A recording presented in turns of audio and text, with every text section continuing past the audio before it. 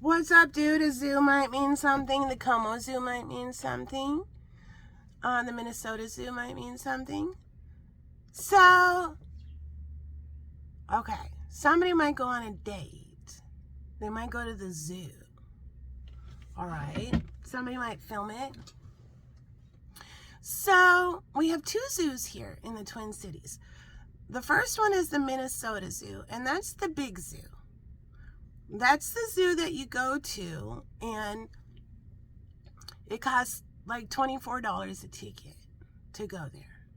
And it's big, it's fancy, it's totally cool. It's like an attraction, the Minnesota Zoo. But if you have a family of 4, it goes like this. All right, everybody line up. All right, we parked. Now we're going into the Minnesota Zoo.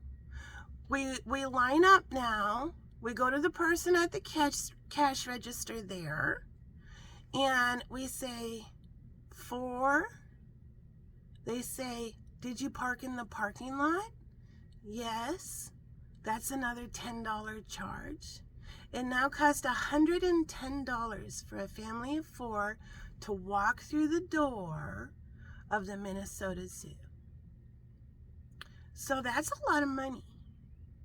Not everybody can afford that much money just to walk through the door. So we have this other zoo that's owned by the city of St. Paul. It's called the Como Zoo and Conservatory. Now that zoo is a very old zoo. The Minnesota Zoo is relatively new. The Como Zoo has been around since the 1900s, 19-teens. So as a child, I grew up going to the Como Zoo on field trips with my public school. My kids went to the Como Zoo. And that is because that zoo is different. That zoo is free. There is a suggested donation of $4 per adult and $2 per child. And the way they do it is a big plexiglass box, and when you're walking up to the building, it's on your honor, and it's a suggested donation. If your family is broke and you can't afford that, so what that would be $12 for 2 adults and 2 kids. So, or if you have older teenage kids, $16. But if you can't afford that, you can walk right past the box because it's free to go there. So there's no financial pressure as the head of a household or something like that to have a fun family day outing. Now, if you go on a date and you bring your date to the Como Zoo, here's how a blue-collar person can look like a big fucking baller. 2 people walking up, just meeting each other. Yeah. Suggested donation $4 per person. The one person says, no, I got this. Pulls out a 20 and puts it in there. Keep the change, Como. Yeah, all of a sudden you're a big baller. Just with $20. So, the Como Zoo, when I was younger, it was kind of, I remember there was this bear that would shake its head all the time. And it had like this little bear grotto thing that was like, this zoo is driving this bear crazy. Like, is that enough room for a bear? It just stands there and shakes its head. Should we really be going to zoos? So here's the paradigm shift. That bear was already crazy. The Como Zoo gave it a place to live. And so zoos of now, like reputable zoos of nowadays, are not going and like going out in the jungle and shooting the mother to get the baby to go bring it to the zoo. No, these animals were probably born within the zoo system. Rescue animals. So zoos are retirement facilities for these kind of animals. And they're giving them a really nice place to live. So yes, bring your child to the zoo. And it makes me think of this one story. My sister and I used to do personalized piggy banks. We used to set up at kind of a art and craft show circuit. For a couple of years, we were professional art and crafters. And we would go to different art shows every weekend. And my sister and I did personalized things with heavy on the piggy banks, but we do like pails and all these other kind of things.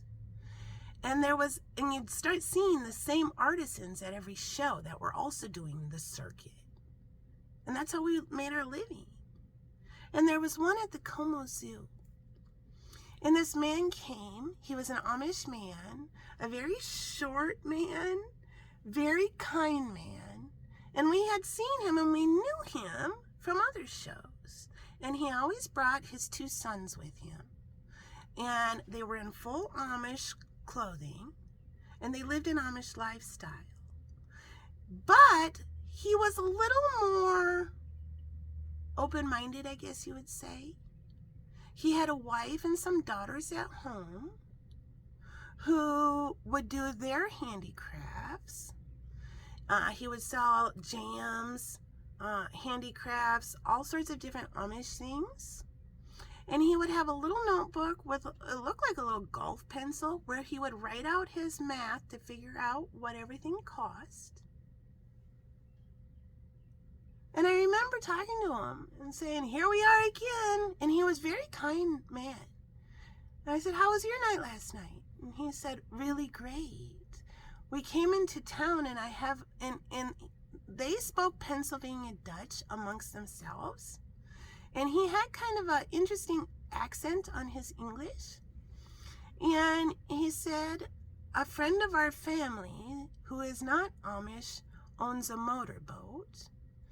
And he took myself and my 2 sons on their motorboat last night. And my sons and I had a good time. And I said, how cool!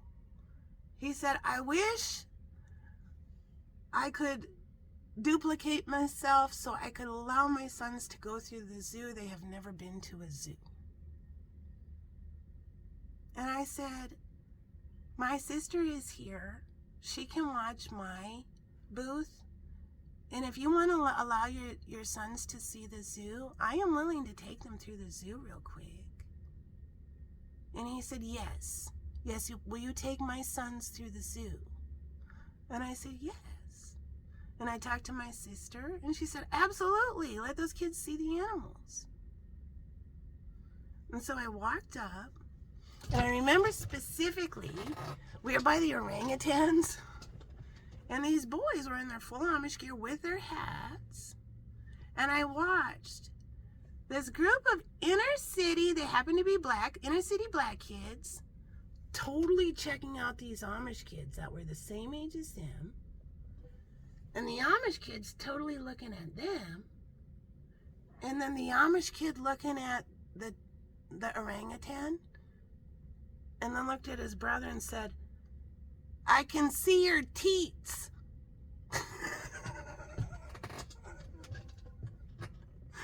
The inner city kids are like, who are these kids and what are they wearing? Everybody was looking at everybody. And the orangutan was looking back at everybody too.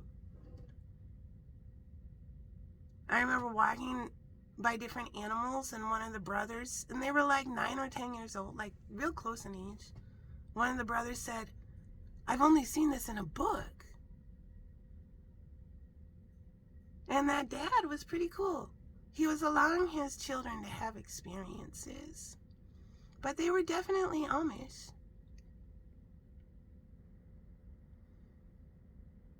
All right. So the Como Zoo and Conservatory might mean something. The 19 teens, Art Nouveau, Art Deco. The Divine Feminine Showgirls have been brought back to life. The Divine Masculine Showboys have been activated. They remember their energy. All right, so I'm gonna put some information about the Como Zoo. Very interesting. Down in the comments section. You might find a message in there. And yeah, if you can't leave your office, if you can't leave your house, if you can't leave, if you don't got any friends, if you don't anything, come hang out. Today we're going to the Como Zoo. The link is down in the comments section here. Take a trip to the zoo and the conservatory. Oh, I'm back. Yeah. And then after that, we're going to go to the Witch's Hat Tower. You ever heard that song, All Along the Watchtower by Bob Dylan? Yeah, he wrote it there. The Witch's Hat Tower. Does that sound interesting to you? You can learn about it down in the comments section of this video. So I'll put a bunch of links to these places that I'm talking about. And you'll get to go on a visual vacation. And make sure you watch the one about the Witch's Hat Tower. Especially if you're a musician, especially if you're a starseed, especially if you have had an awakening or going through an awakening, and especially if you are in a dark night of the soul. The Witch's Hat Tower video, done by a man named Matt. It's good for your soul.